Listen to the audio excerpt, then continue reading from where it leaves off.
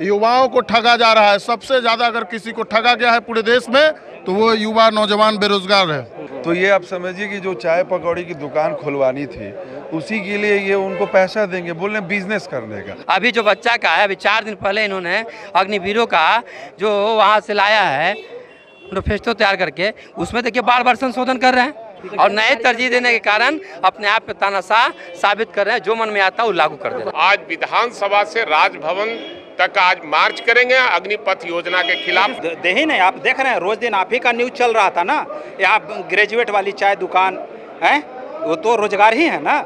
नमस्कार, मेरा नाम आलोक है। आप लाइव स्ट्रीज देख रहे हैं। सेना में शॉर्ट टर्म बहाली की अग्निपथ स्कीम को लेकर के अब विरोध जो है वो हर तरफ जब शुरू हो चुका है, तो ऐसे में आज नेता प्रतिपक्ष तेजस्वी यादव के नेतृत्व में बिहार विधानसभा से राजभवन तक का मार्च है। इस वक्त हम मौजूद हैं बिहार विधानसभा में, जहाँ की तस्वीरें आपको दिखा रहे हैं। देखिए कैसे तमाम जितने उनके पार्टी के विधायक हैं, चाहे वाम दल के हों या फिर आरजेडी के हों, उनके सहयोगी दल के हों, वो तमाम जितने विधायक हैं वो सभी यहाँ पर दिख रहे हैं और माहौल जो है वो गरमाया हुआ। देखिए तमाम जितने एमएलसीज हैं हम उनसे जुड़ेंगे, एमएलएज हैं उनसे हम जुड़ेंगे। मुकेश रोशन हमारे साथ हैं। लगता है कि अब राजभवन मार्च ही एकमात्र उपाय बचा था। बिल्कुल, जिस तरीके से लगातार देख रहे हैं कि शिक्षित बेरोजगार युवा जो है वो लगातार आक्रोशित होकर करके प्रदर्शन कर रहे हैं। पूरा विपक्ष उनके साथ है और राष्ट्रपति भवन भी अगर जाना होगा तो नेता प्रतिपक्ष तेजस्वी यादव जी के नेतृत्व में तो कह दिया कि हम वापस नहीं लेंगे। अरे सरकार जो कहती है वो करती नहीं है, जो करती है वो कहती नहीं है। आपको भी पता है कि पिछले कई वर्षों से नौजवान को ठगा जा रहा है, कभी थाली बजवा के, कभी दिया जला के, कभी छाती पिटवा के, कभी थाली पिटवा के। अरे भाई कब तक ये बहाना चलेगा? युवाओं को ठगा जा रहा है। सबसे ज़्यादा अगर किसी को ठगा गया है पूरे देश में तो वो युवा नौजवान बेरोजगार है। लगता है जिस तरीके से बातें निकल के आ रही हैं, कुमार सौरभ हैं, एमएलसी हैं, लगता है जिस तरीके से बातें हो रही हैं युवाओं के पक्ष में, सरकार तो अब साफ साफ अपना फैसला कर चुकी है कि हम भाई वापस नहीं लेंगे। देखिए पहले से ही हमारे जो वर्तमान में प्रधानमंत्री हैं वो बोलते ही थे कि हम चाय पकौड़ी की दुकान खुलवाएंगे। तो ये आप समझिए कि जो चाय पकौड़ी की दुकान खुलवानी थी उसी के लिए ये उनको पैसा देंगे, बोल रहे बिजनेस करने का। आप समझिए आज के टाइम में 25 लाख रुपए 5 साल में अगर आप दे रहे हैं तो उसमें भी उनको रहना गुजरना 5 साल में परिवार बचेगा क्या? 5 लाख 6 लाख। तो 5 लाख 6 लाख में कोई करेगा क्या? चाय और पकौड़ी का ही दुकान खोलेगा। देश की आंतरिक सुरक्षा को इससे खतरा है। बिल्कुल खतरा है। 17 साल की उम्र में आप बंदूक पकड़ा देंगे। एक हम ऐसी एजुकेशन में पीछे चल रहे हैं भारत, और आप 17 ही में आप उनको काम में घुसा देंगे, बंदूक पकड़ा देंगे। तो ये एक तो हमारा इंफ्रास्ट्रक्चर ऐसे ही खराब था एजुकेशन का। मैं समझूंगा इससे और ध्वस्त हो जाएगा अपना इंफ्रास्ट्रक्चर। एजुकेशन सिस्टम है वो ध्वस्त होगा। तमाम जितने पार्टी के नेता हैं वो यहाँ मौजूद हैं, उन सभी से जुटने की कोशिश करेंगे। रितला भी है। लगता है कि युवाओं को कहीं ना कहीं जो वादे किए गए थे सरकार द्वारा रोजगार देने के, अब ये स्कीम जो है ये हानिकारक है। भाई जो वादा उन्होंने किया था हर साल 2 करोड़ नौकरी देंगे हम, उन्होंने पूरा तो किया नहीं, लेकिन आज फिर ऐसा समय पर लाकर खड़ा कर दिए लोगों को। देश के सामने अनेकों प्रकार की उन्होंने समस्या खड़ा किया है। सबसे पहले खड़ा किया CAA जो मोहम्मदन के लिए हानिकारक। दूसरा आपने खड़ा कर दिया नोटबंदी, जो पूरे हिंदुस्तान के जो GDP ग्रोथ होता है, जीने मरने का जो सोच होता है या जीवन यापन करने का जो रास्ता होता है, आर्थिक व्यवस्था होता है, और शास्त्रियों को दरकिनार करके आपने नोटबंदी का काम कर दिया।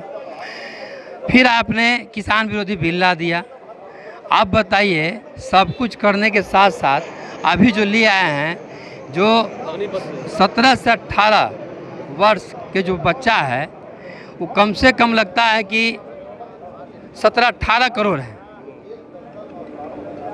17 साल से लेकर 24 साल तक का जो बच्चा है 17-18 करोड़ है। आप अब उनके साथ जिंदगी का खिलवाड़ कर रहे हैं, कब तक आदमी बर्दाश्त करेगा? तुमने तो कह दिया कि हम इसको वापस नहीं लेंगे, इस योजना को। सरकार तो बहुत सारे चीज़ को बोले हैं कि वापस नहीं लेंगे, GST वापस नहीं लेंगे, किसान विरोधी बिल वापस नहीं लेंगे, CAA वापस नहीं लेंगे। कितने में आप देखें कौन कौन वापस नहीं लेंगे? अभी हाल फिलहाल में किसान विरोधी बिल वापस लिए हैं। GST में बार बार संशोधन कर रहे हैं ना। अभी जो बच्चा का है, अभी 4 दिन पहले इन्होंने अग्निवीरों का जो वहाँ से लाया है मैनिफेस्टो तैयार करके, उसमें देखिए बार बार संशोधन कर रहे हैं। इससे जाहिर होता है कि इनके पास महानुभाव जो बैठे हुए हैं, ज्ञान दाता उनको इन्होंने तरजीह नहीं दिया और नए तरजीह देने के कारण अपने आप पे तानाशाह साबित कर रहे हैं। जो मन में आता है वो लागू कर दे रहे हैं। जो मन में है वो लागू कर रहे हैं। तमाम जितने विधायक हैं उनका गुस्सा जो है वो दिख रहा है। अब कह रहे हैं कि 1.5 साल में 10 लाख लोगों को नौकरी देंगे। जब सवाल है कि झूठ बोलना उन मशीन है, ये एनडीए के लोग झूठे का मशीन है और झूठ बोलने की आदत है और ये देश के नौजवानों और छात्रों के साथ भविष्य के साथ खिलवाड़ कर रहे हैं। इसलिए हमारे नेता तेजस्वी प्रसाद यादव के नेतृत्व में आज विधानसभा से राजभवन तक आज मार्च करेंगे अग्निपथ योजना के खिलाफ में। सरकार ने कह दिया कि हम वापस नहीं लेंगे अग्निपथ योजना। अरे नहीं लेगा, हमारी लड़ाई जारी रहेगी। सदन से लेकर सड़क तक हम लड़ाई लड़ते रहेंगे जब तक वो वापस नहीं लेते। जो है सुधा यादव है, लगता है कि जिस तरीके से अग्निपथ स्कीम को लेकर युवाओं के बीच प्रचार प्रसार कराया जा रहा है सरकार की ओर से, इसका कुछ असर पड़ना है?